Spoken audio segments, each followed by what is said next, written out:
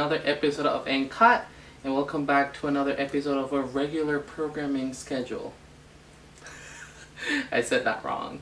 I know I said that. I don't think this would be considered our regular programming schedule. Well, it's not a movie review. Yeah, no, for today. once, it's not a movie review. It is It's not a movie something review. completely different. So one could say it's our regular schedule programming. Sure. What are we talking about today, Caitlin? So, this is our very first September that we're not in school. School already went back. I've been seeing all over social media, everyone's going back to school, everybody's buying the supplies, doing their last first day photos. I remember doing that literally just a year ago, and I figure, since we're apparently experts at this whole college thing, that we would do an episode specifically for those that are in college or that are, in freshman year, or even people who just want to know what college is like. I want to do a do's and don'ts of college. Yep. What we have particularly experienced and what I hope will be great advice and great knowledge for you all as you proceed with your degrees. Yep. So this may or may not be a quicker episode. We're just going to go through the motions and we're just going to talk a little bit about our personal experience. Yeah. Obviously, we're not the end-all be-all of college knowledge. Everybody has a different experience. This is stuff that worked for us or stuff that we realized could be good to change for somebody else. We can't change what's happened thus far, but we can help you prevent mistakes. Just as a reminder, in case you want to know the differences between our college experience and maybe your college experience, is that we went to college in a big city. We went to college in Cambridge, Mass. And so we were not away from everything. We had a lot of things to do around campus. It wasn't like the nearest city is a 5-hour drive. Yeah, and our college isn't a city on its own. Like, our campus is actually pretty small. Our school is pretty small, all things considered. Harvard's like next door, and people always just assume we go to Harvard instead of Lesley. But we're not our own little city. We're just kind of right in the middle of Cambridge. Name basis with our professors. Yeah. Our campus also has dorms. I know a lot of campuses don't, or campuses require that. We dormed and did commuter life, so we're going to talk about that as well. And we also went to art school as opposed to liberal art school. So I know during class that might be something that also is different for you guys, but it's just a little bit of a base so you know what to expect from our point of view of college. Yeah, so we're going to start off with some do's, the positivity over here. Let's do this. So the very first one that we wrote down was to get involved in your campus, whether that be clubs, sports, honor societies, anything that is social. And not even like officially become a member of something. Like I was part of the soccer team. Kayla was part of the a cappella group, and we did a couple other things throughout college. But it's not even that. It's also like if there is an event going on on your campus, like bingo or what have you, dances, like free food, comedians, plenty of performances. We went to so many, and it really helped us feel involved and like we were really on our campus. We went to a majority of the events actually when we didn't live on campus. Exactly. So I think that helped us feel like we were part of the community more. I was a part of a cappella group for basically all 4 years of college. So I had a really nice friend group with them that were all kind of outside my own major. Definitely. So I was able to like hear other people's experiences as to how they were feeling, learn what the liberal arts college was like. I learned a lot being in that, definitely. I know you were in soccer as well. Yeah, me with a bunch of soccer, people. I mean, obviously we're practicing a sport and representing the college in that sense, but all of the people that I was hanging out with during practice and whatnot were all definitely people that were not in my major. Many of them were in liberal arts college.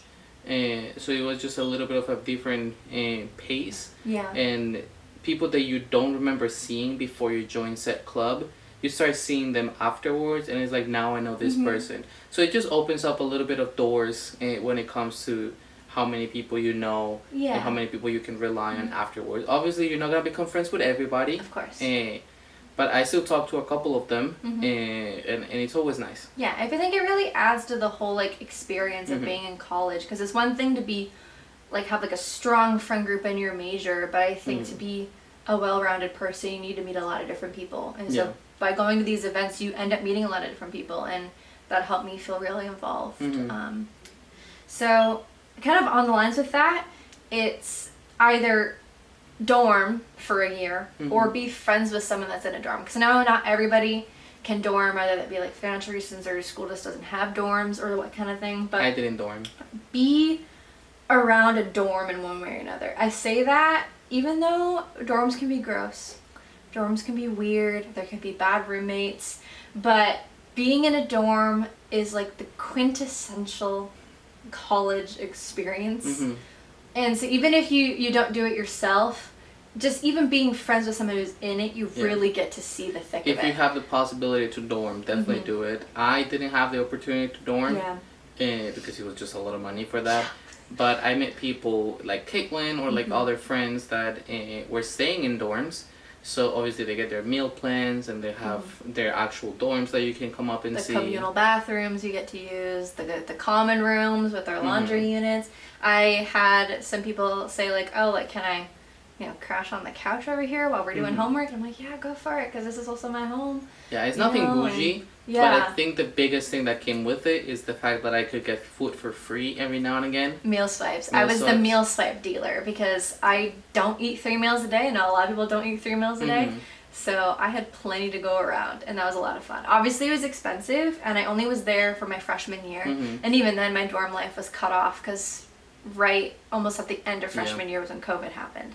But that's a different beast. Different beast. But I really enjoyed it overall. It was my first time living outside of my parents' home, which was huge for me. I feel like I grew so much as a person because I fully understand what independence was. Making sure I had all my meals, I had my laundry done, I had cleanliness, I was going to my classes. Like that was all on me. And that like helped a lot kind of gain the independence that I didn't necessarily have the opportunity to fully grow when my parents were like right there to help me with everything.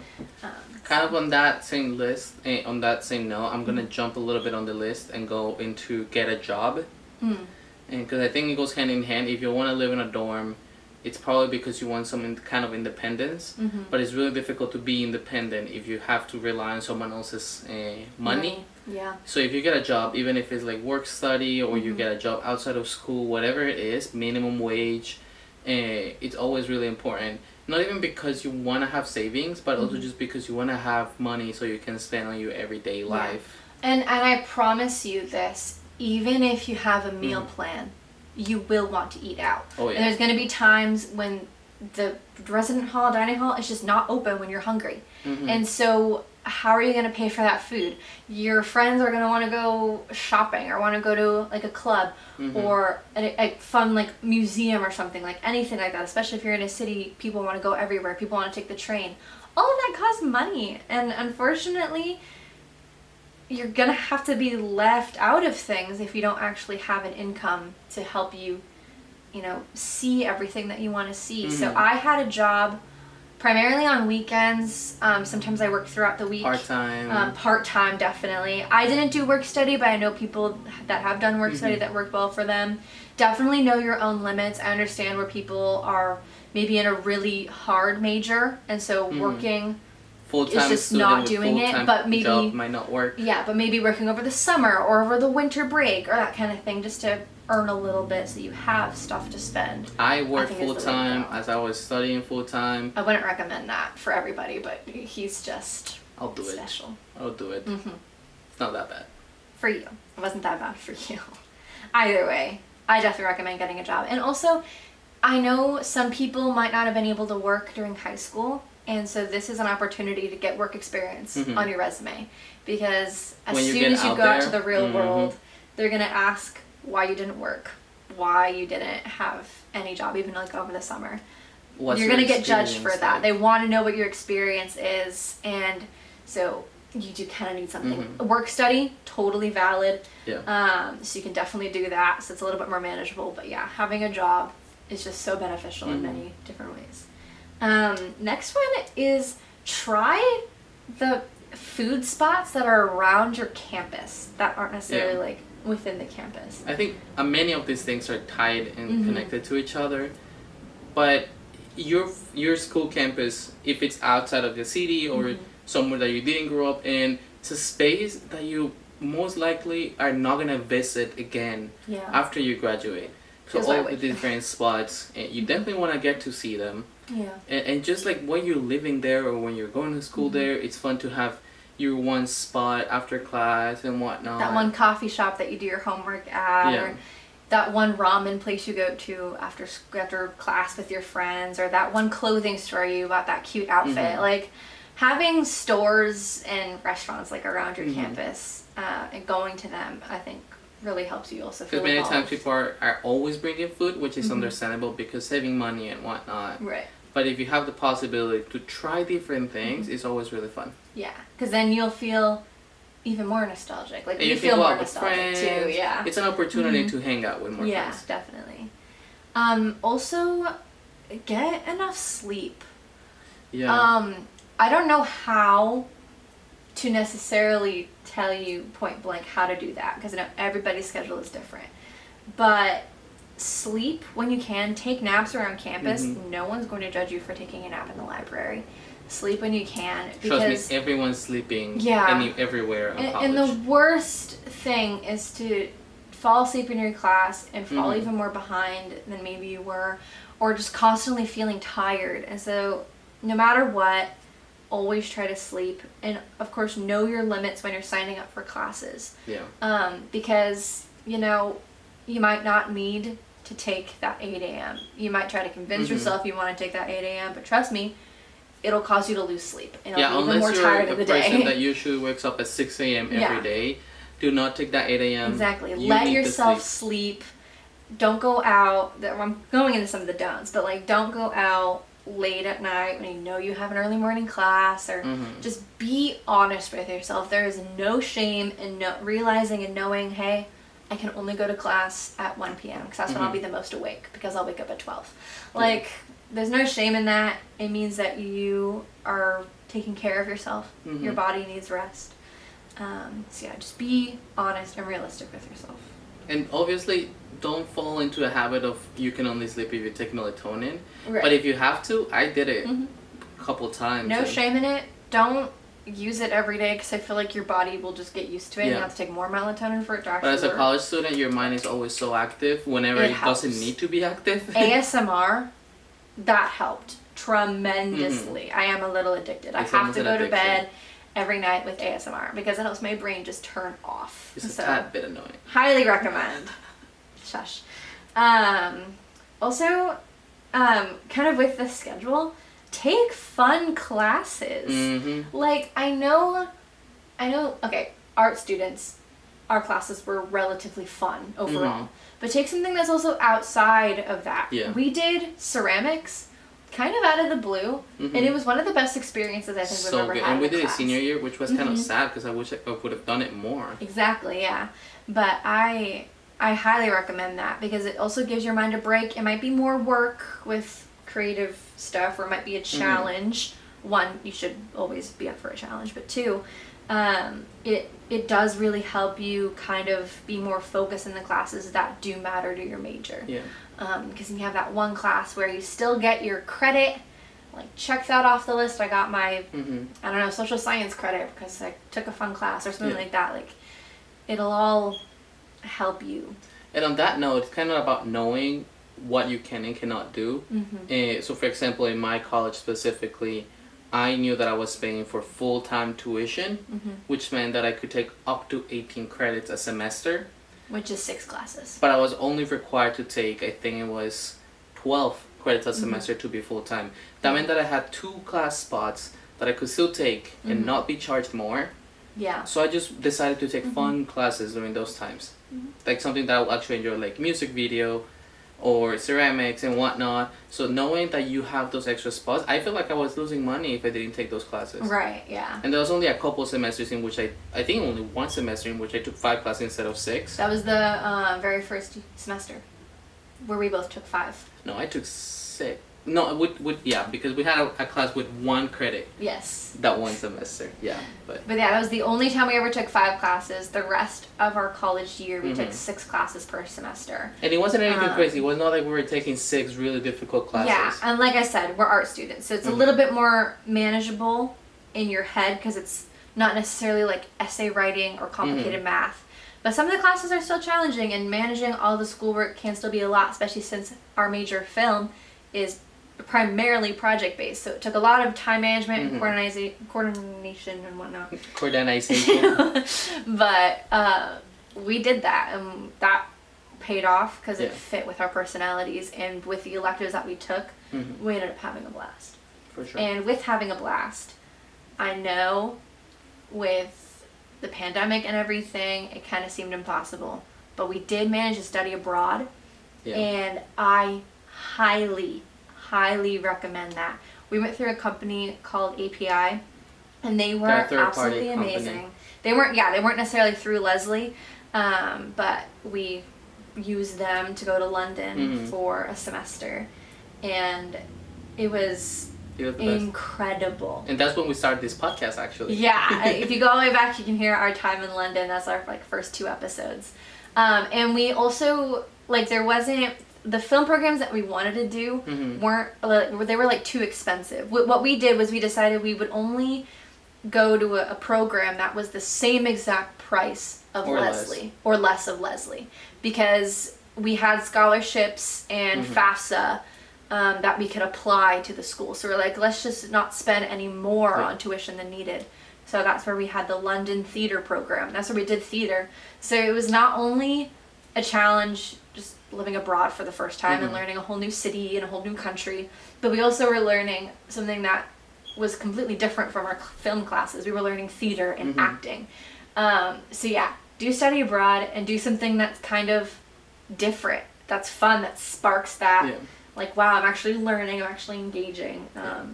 I mean, when I was in high school, all of my advice as well would tell me, if you have the opportunity to go study abroad, definitely do it. And I was like, I don't know about that. I don't think I can do it. It sounds really expensive, because that's usually the misconception. Yes, misconception. The misconception that studying abroad is super expensive, and how you're gonna afford that. Right. We studied abroad, and it was less money than we would have paid at Leslie for a semester. Because we were able to put our FAFSA and scholarships, so we already owed roughly the same amount. And then with housing, they were charging, I think, $5,000 per person to be in API's housing, and it was apartment style living. But we were just like, $5,000 a person, that would be $10,000 when we could just spend $5,000 for the 2 of us to just find a flat. Which, if you do study abroad, totally do it with friends. You can also live together. If you go with friends, so much more fun. It's even more fun with friends. If you don't go with friends, definitely just make sure you get friends, because you don't want to be in a random country by yourself. I did freak out a little when I went because you had to go by yourself. I had to go by myself. But that might be a different episode. A story time for later. But yeah, so we found so many money saving things, and of course, we had jobs. We were also able to make a lot of money, so we could spend a lot of money there. That summer was crazy. That was the most insane summer work I've ever experienced, but we'll talk about that another time. But yeah, study abroad if you can. I promise you, you will find something that's interesting, and that is the same price of your tuition or lower. And I love that they took FAFSA, because if they didn't, of course, they would be ginormous cost. But yeah, I loved it. Shall we get into the don'ts? Let's get into the don'ts. Don'ts are also important. Yes. I know this is difficult, guys, but do not procrastinate. I feel like a hypocrite saying that out of my mouth, because I still procrastinate constantly. As we haven't posted a podcast episode in a month. But for school, okay, the worst thing is to realize day of, oh, I have a presentation that I forgot to do. Oh, I have an essay I haven't written yet. It is the worst feeling. And I know the adrenaline might help you write quicker, and so that's why you might wait. I know that was kind of my reasoning. So many things pile up. I can't even imagine if I did all the procrastination that I did with a liberal arts degree, not an arts degree. Because at least with the arts degree, I felt like there was a little more leeway. But an essay is an essay, and I cannot imagine having to write 10 pages just quickly because I procrastinated. Been there, done that. It was It's bad. It's really bad. Yeah. So you should be hard on yourself to an extent. Know your limits, obviously, when signing up for classes. But when you're in those classes, be honest with yourself and tell yourself, hey, if I don't do this today, if I don't do this today, or maybe it would be great if I split up my homework. So I do my homework over the course of a few days and not all in one day when I'm panicking on a Sunday night. So. AKA, well, it's good to have a cafe. That way you can get away from your roommates, get away from your family, and just work. Also, do your homework outside of your dorm. I cannot even get in to describe how many times I'd go sit down at the desk in my dorm and be physically incapable of doing anything. There's something about being in the dorm room where I'm like, I feel unmotivated. It's like this is where I want to go to sleep. Yeah, exactly. Like, so that's why you should just leave. Go to the library. Go to an empty classroom. Pound out the work. We did a lot of work on campus at empty classrooms. In the computer labs, in the classrooms, like, and that's where I felt the most motivated. So definitely do that. Also, with that procrastination and whatnot, please don't forget to eat. This so happens easy. a lot. It's so easy to forget that you need to be constantly consuming food. And I'm not talking about vending machines, okay? No. I'm talking about real meals, whether that be from the dining hall or purchased or made at home. It happens a lot that you have an 8 a.m. class that gets out at 11, and then you have a 1 p.m. class. So it becomes 5 p.m. and you haven't had a single bite. Exactly. Or like you just grabbed like a granola bar and you're gonna like hope that you make it through the day, or try to drink a coffee and hope that'll wake you up. Like, no, you need food. And I know it can be hard, but do what you can to pack lunch on like a Tupperware. Yeah. And ask your professors. 90% of your professors will be absolutely fine with you eating in class. Yeah. I ate in all of my classes because Even I if had you to work didn't in the ask. morning. Yeah, even if I didn't ask. Yeah. Because I had to work at 8 a.m. in the morning, then get out at 12 and have class at 1.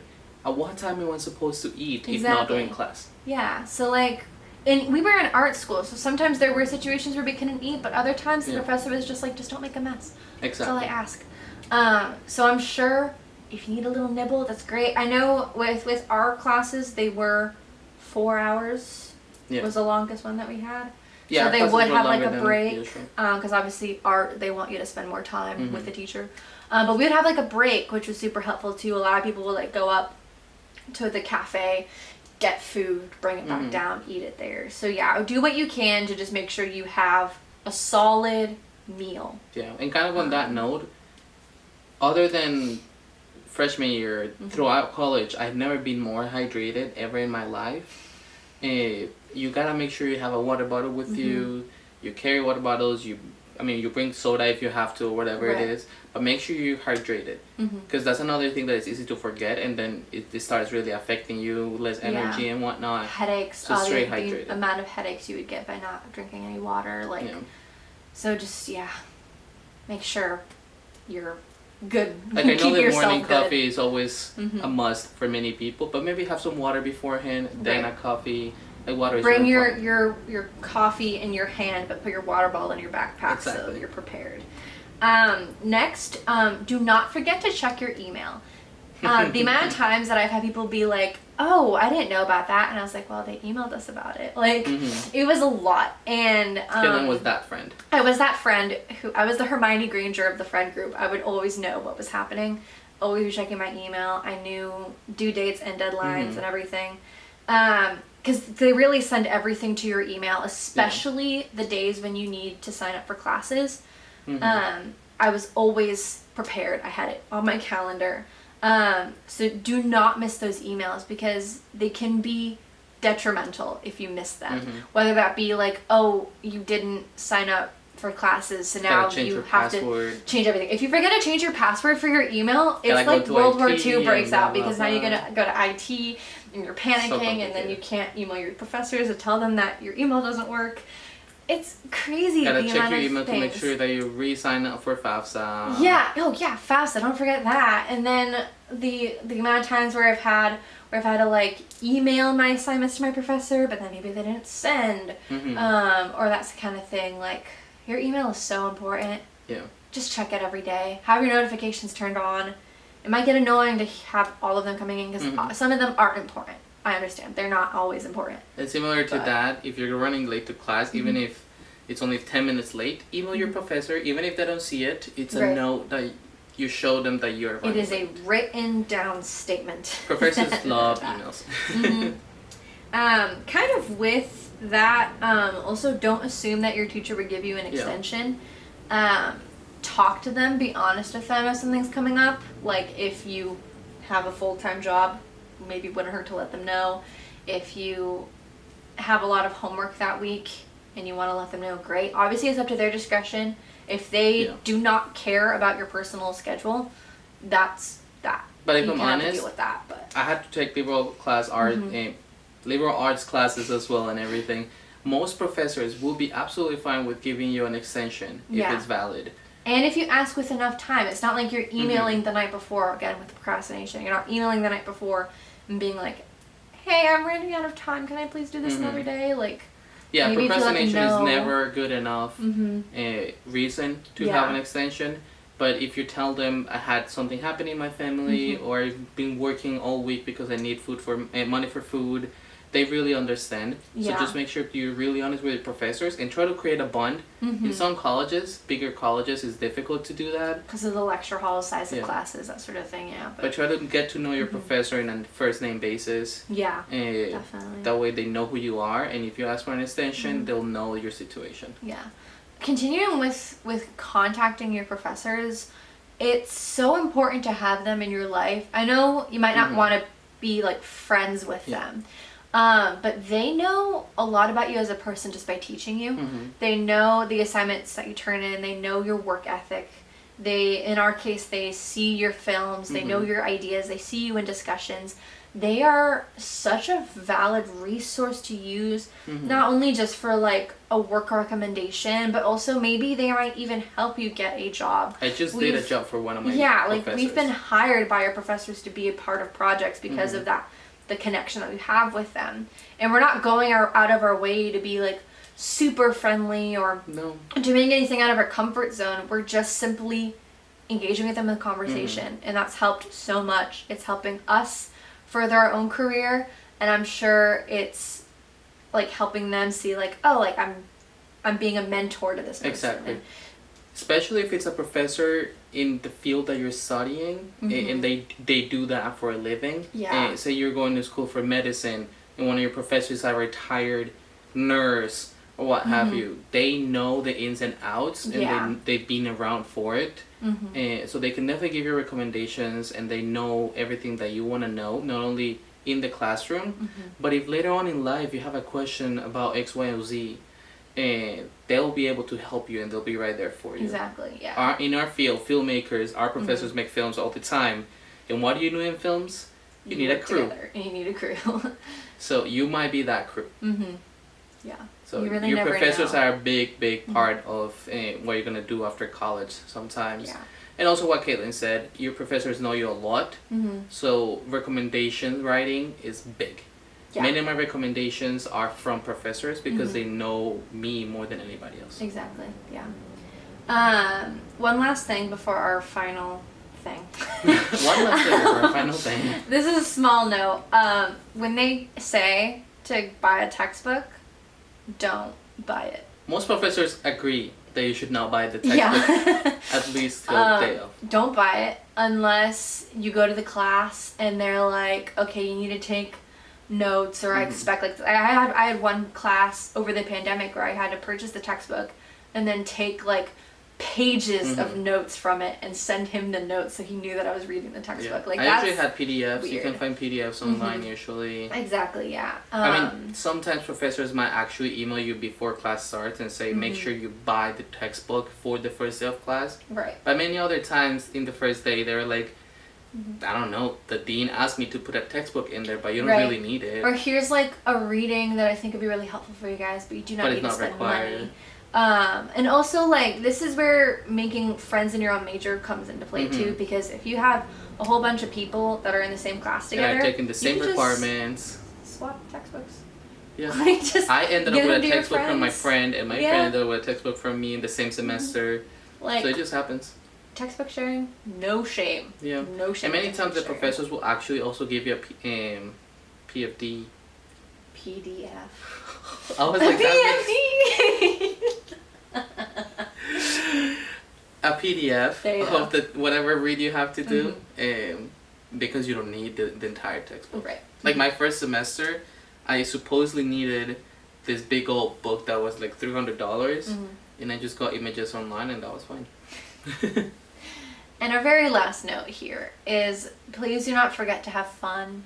Yeah. I know college can be stressful and you feel like your whole career and life is on the line, but You're still you're a teenager in college. or a young Like, adult. you are in college, you just turned 20 something, like you have a whole lot of life left to And live I understand after it might be college. difficult to remember to have fun, but remember not to procrastinate and remember to sleep. But I think it's all about time management. Like Caitlin said earlier, make sure you don't go party late at night if you have an 8 a.m. next morning. Right. But if tomorrow is Saturday and you just got out of class at 5 p.m. and your friends want to go for a bite and then dance, and you don't have anything to do next day, maybe do that. And the next day, make sure you do your work. That way you're keeping a balance between everything. And I do not want any of you to be caught in a moment where you feel like you're not as cool or like you're being left out of the group just because you're more concerned about your time management, because trust me, they're going to be the ones that are going to be struggling later at getting stuff done. And it's kind of, unfortunately, kind of a thing that happens a lot. You feel like you need to be peer pressured into things, but you're going to benefit yourself way more if you allow yourself to work hard, manage your time well, get that sleep that you need, eat the food that you need to eat to keep yourself sustained. Like, you'll be much better off and way less stressed when you sort of break things down like that and split up tasks over days. We only went partying in college maybe once, if at all. And I don't feel like I've missed out on anything. Usually we'll hang out with friends, we'll go to Wendy's, we will play video games at each other's house, bring in some pizza. To have fun doesn't mean to get drunk. I mean, if you want to get drunk and you are able to, go for it. But you don't have to feel obliged to do it. Right. You can just get to fun. fit in or just to be a part of the group. Like, you can still have fun in ways that are healthier for you. Especially as a commuter. As a commuter, it's really easy because I didn't do my first semester. During the first half of the semester, I would just go to class, then go home. Then go to class, then go home. Try to stick around, try to see what's going on around you, what events are happening. That's another way to have fun. And just try to get involved in everything. And hey, that's how we met. That is if you just kept leaving class, we would have never met. Well, so we would have met because we were in class together. Well, it's different. Okay, we didn't really talk in class. It was only because we eventually just hung out after class that things actually worked out. Yeah. So. But that's a recommendation. Maybe more things will come up, but I would love to chat with some people, some of you guys, and see what you guys think. Maybe you're in college, maybe you're not, maybe you graduated 15 years ago. Who knows? But it was really fun just to get out of movie making and movie talking for a little bit and just reminisce on college. Reminisce and what happened just a year on ago. how much of a better person I could have been if I listened to my own advice. Yeah, it's only been a year since we started our last day of college, but I'm already sad. But thank you so much for being here one more week. If you're watching on YouTube, you can also find the audio version on any of the platforms for podcasts that you desire: Apple Podcasts, Google Podcasts, Spotify, as NCAT with an exclamation mark at the end. You'll find us there. If you're listening to us right now, you can also watch this episode and many others, as we're recording our episodes now visually as well. You can find us on YouTube at That Film Couple. And you can find us on Instagram at NCAT the podcast. And we have a TikTok that is like unhinged. A little. There is just unhinged. A little bit of everything on TikTok. But if you wanna go have some fun with us, you can find us at That Film Couple on TikTok. Lastly, you can find me on Instagram at SewasAlip. And you can find me at KateJohnston622 on It was Instagram. so nice being here with you one more week, and we'll see you in the next one. And cut. That was fun. That was nice.